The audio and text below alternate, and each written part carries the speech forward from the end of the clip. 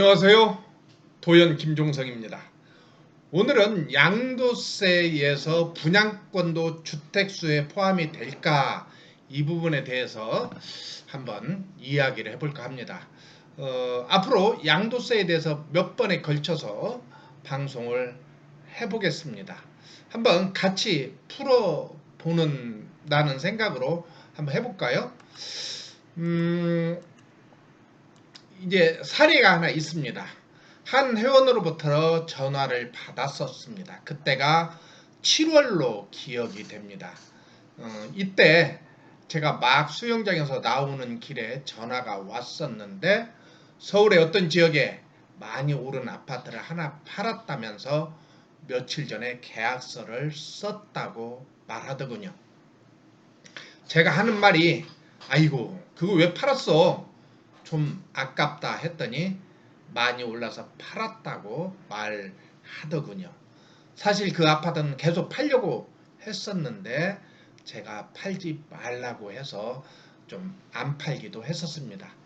우리 회원 대경님도 여기에 가지고 있었던 아파트 1년 됐을 때 팔으려고 해서 저한테 요구도 먹었거든요. 그리고 안 팔았었는데 참 안 팔기 잘했죠. 그리고 난 다음에 제가 양도소득세 계산해봤어? 라고 물어봤더니 계산을 해봤다고 하면서 대략 양도소득세가 1억 정도 나온다고 말을 하더군요. 그래도 또 몇 억이 남으니 괜찮다고 말을 합니다. 더군다나 그 아파트는 한 달도 안 돼서 한 달 상관에 한해 1억이 올라서 아주 기분이 좋아라 했습니다. 그렇게 잊고 지냈습니다. 그런데 이제 9월 달에 그 양도소득세를 낼 때가 돼서 곰곰이 생각해 보니 혹시 양도세를 잘못 계산하지 않았을까 그런 생각이 듭니다. 왜 그러냐면 그분은 다주택자이기 때문이죠. 집을 사고 팔 때 꼭 유념해야 할 것은 가상의 양도소득세를 계산해 봐야 됩니다. 여차하면 아주 큰 금액을 날려야 하기 때문입니다. 지난주 토요일날 우리 한 회원하고도 또 상담을 했습니다. 지금 연회원들에게 각 상담을 하고 있는 중인데요. 그 회원도 지금 실거주하고 있는 집이 많이 올랐습니다. 그 외에 몇 개의 집이 있는데 제가 나머지 집을 다 팔고 현재 살고 있는 집을 1가구 1주택 비과세 요건을 갖췄으면 좋겠다. 그렇게 제안을 했습니다. 이렇듯 집을 하나 팔 때는 좀 더 꼼꼼하게 따져보고 해야 되지 않을까 그렇게 생각이 듭니다. 자, 양도소득세가 이번에 좀 바뀌었습니다. 그래서 이 표를 제가 이렇게 보시고 한번 잘 계산해 보셨으면 좋겠습니다. 이쪽에 보면 몇 억이 남았느냐, 예를 들어서 1200만 원 남았다면 양도소득세가 6%입니다. 그런데 1200에서 4600만 원이 남았다면 세율은 15%로 계산이 됩니다. 그래서 15% 계산하고 또 누진 공제에 108만 원을 공제해주면 됩니다. 그 다음에 저는 지난번에 그 양도소득세가 하나 낸 게 있습니다. 그게 8,800만 원에서 1억 5천 구간이었어요. 그래서 35% 거기에다가 누진공제율 1,490만 원을 뺀 금액을 내는데 저는 조정지역의 3주택 이상이어서 여기에다가 20%를 추가했습니다. 그게 38%에다가 20%면 58%가 되겠죠? 이렇게 한번 계산을 잘 해보셨으면 좋겠습니다.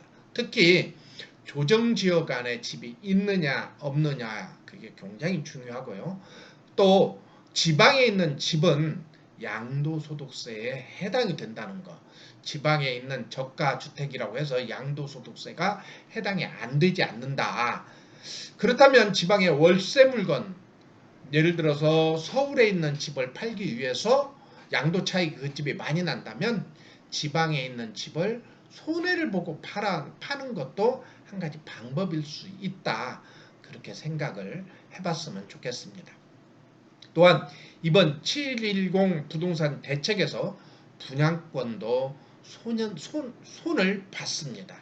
오늘 이야기의 핵심은 이 분양권의 주택수에 들어가냐 들어가지 않느냐를 가지고 이야기를 하겠습니다. 실거주 주택이 하나 있고 그 집을 옮기기 위해서 분양권을 하나 가지고 있을 때 이 실거주를 처분할 때 양도세가 과세가 될까요? 아니면 비과세가 될까요?에 대한 내용입니다. 사례를 보겠습니다. 이게 우리 회원 사례입니다. 이것도 지난 9월 10일인가? 지난주 일요일 날 11일 날 우리 회원과 상담한 내용입니다. 현재 살고 있는 집 하나가 투기지역에 있습니다. 그곳에서 살고 있는데요. 이 집은 2015년도에 분양권을 구입했고 그리고 이 집을 2016년도에 입주를 해서 지금까지 살고 있습니다. 이 집은 총 투자금이 9억 정도 들어갔는데 지금 16억 정도 시세가 형성되고 있어서 대략 7억 정도의 양도 차익이 발생하고 있습니다. 그런데 좀 더 넓은 집으로 이사를 해보고 싶어서 투기 지역에 또 재건축이 될 아파트를 작년 2019년 5월에 구입을 했고요. 그 집은 금년 4월에 재건축에 들어가려고 멸실이 된 상태에 있습니다. 그런데 이번 2020년 7월 10일에 부동산 대책이 발표되었지요.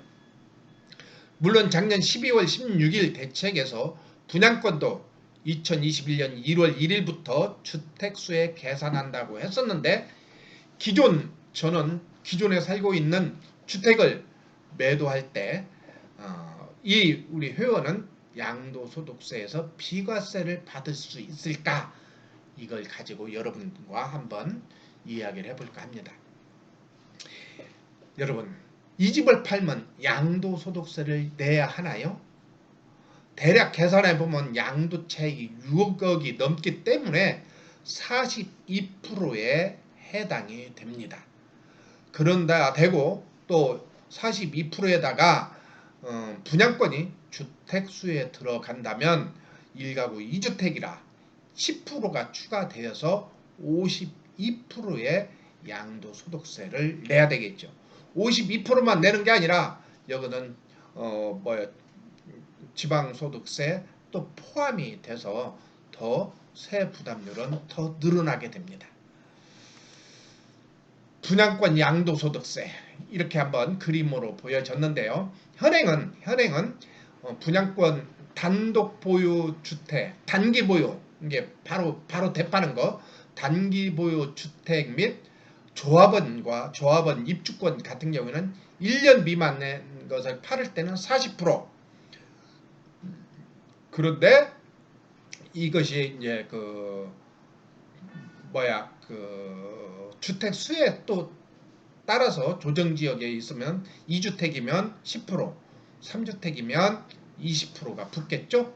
그 다음에 1년에서 2년 미만일 때는 기본 세율이 적용이 되지만 개정은 어떻게 되냐면 1년 미만일 때는 70%, 그 다음에 1년에서 2년 미만일 때는 60%, 2년 이상일 때는 기본세율을 적용합니다. 그런데 조정지역 내 분양권 양도세는요, 보유기간을 불문하고 50%가 되고요. 그 다음에 1년 미만일 때 개정안이 되는데 1년 미만일 때는 70%, 1년 이상일 때는 60%로 조정이 됩니다. 몇 년 전에 분양권에 대한 재테크가 유행했었습니다. 정부에서는 분양권 매수 매도로 인한 단타로 인한 부동산 시장 교란 행위를 막기 위해서 고심한 흔적이 역력히 보입니다. 다시 말해서 1년 미만일 때는 70%, 1년 이상일 때는 60%의 양도소득세를 부과하기 때문에 그렇습니다.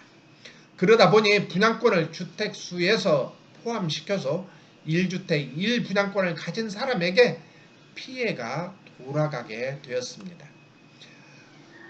아까 이제 말씀드린 것처럼 우리 회원님 경우 이미 법이 개정되기 전에 실거주를 구입해서 거기서 살고 있고 좀 더 넓은 집으로 이사를 가려고 분양권을 샀는데 이것이 주택수에 포함이 돼서 양도소득세 중과가 된다고 한다면 그래서 많은 사람들이 불만을 가졌고 하물며 촛불까지 들게 되었습니다. 그래서 정부에서는 7월 22일 2020년 세법 개정안에 법 개정 이전의 분양권은 주택수에 포함시키지 않도록 했다. 이게 결론입니다. 2020년 1월 1일부터는 분양권도 주택수에 포함시킵니다. 이게 정부가 발표한 거예요. 이것이 2019년 12.16 대책에서 나온 자료입니다. 조정지역 다주택자 양도소득세 중과 시 주택수의 분양권도 포함시킨다.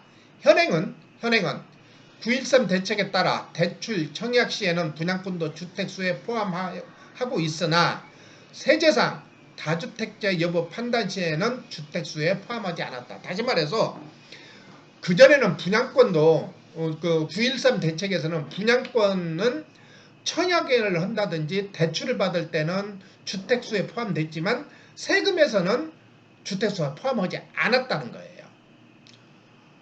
조합원 입주권은 대출, 청약, 세제상 모두 주택수에 포함한다는 거예요.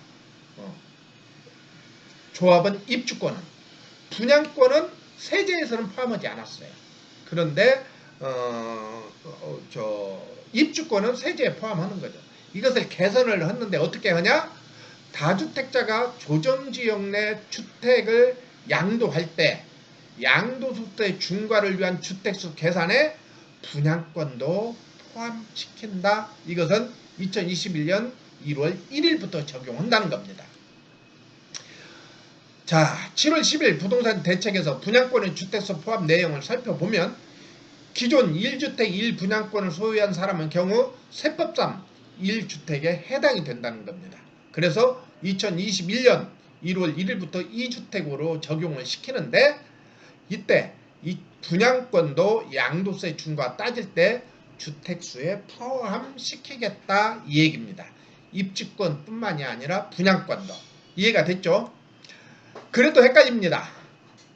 조정지역 내에서 1주택을 소유한 사람이 분양권 1개를 취득한 경우 2021년부터 기존 주택을 처분할 때 기존 양도세율 6에서 42%에 10%가 증가된다는 겁니다. 아무튼 7월 10일 대책에서 1가구 2주택 비과세를 계산할 때 분양권을 주택수에 포함하는 것이 논란이 크게 된 거죠. 아까 사례에 있는 것처럼. 그래서 정부에서는 기존에 작은 가지고 있던 사람이 큰 집을 옮기기 위해 분양권을 취득했는데 즉 투기로 분양권을 산 것이 아니라 실거주를 하기 위한 분양권 취득인데 여기에 주택수를 포함해서 양도세를 중과한다는 것은 문제가 있다. 그렇게 얘기를 그런 얘기가 이제 촛불을 들게 되었던 것이죠. 그래서 조합원 입주권을 보유한 1주택자에 적용하는 일시적 2주택, 다시 말해서 주택 1에다가 입주권 하나, 이것을 비과세 특례를 참고해서 분양권을 보유한 1주택에 대한 특례 조항을 만들겠다고 합니다. 즉 분양권도 조합원 입주권과 마찬가지로 1주택 1분양권자의 보유자가 분양권의 취득일로부터 3년 이내에 종전 1주택을 처분하여 비과세하는 방법을 적용될 것으로 예상이 됩니다. 그래서 여기서 분양권과 입주권의 차이를 우리가 잘 기억했으면 좋겠습니다. 정리해 보겠습니다. 12.16 대책에서 21년 1월 1일부터 조정지역 다주택 양도세 중과의 여부를 따질 때 분양권을 주택수에 포함하기로 했습니다. 그런데 이 법이 시행되기도 전인 금년 2020년 7월 10일 다시 대책이 강화된 대책이 나왔습니다. 즉 분양권도 주택수에 포함시킨다는 것이죠. 기존 분양권의 경우 비과세 판단시 주택수에 포함되지 않았지만 2021년 1월 1일부터 취득한 분양권은 비과세 및 중과 여부 판단 시 주택수에 포함된다는 것입니다. 다시 말해서 내년 1월 1일부터 취득한 분양권에 한해서 얘기한 겁니다. 기존에 취득한 분양권은 주택수에 포함시키지 않겠다 그 얘기예요. 그럼 위에서 이야기한 우리 회원의 사례는 어떻게 정리가 될까요? 그 회원은 지금 분양권이 하나 있고 입주권이죠. 입주권이 하나 있고 그 다음에 재건축을 했기 때문에 입주권이 하나 있고 지금 집을 하나 가지고 있는 거예요. 그런데 이 집을 만약에 팔면 비과세를 받을 수 있을까요? 없을까요?입니다. 여러분들의 의견을 댓글로 부탁드립니다. 한번 공부한다는 차원에서 한번 댓글 써보시면 어떨까요? 이미 답은 말한 걸로 보여집니다. 오늘은 여기까지 하겠습니다. 안녕히 계세요.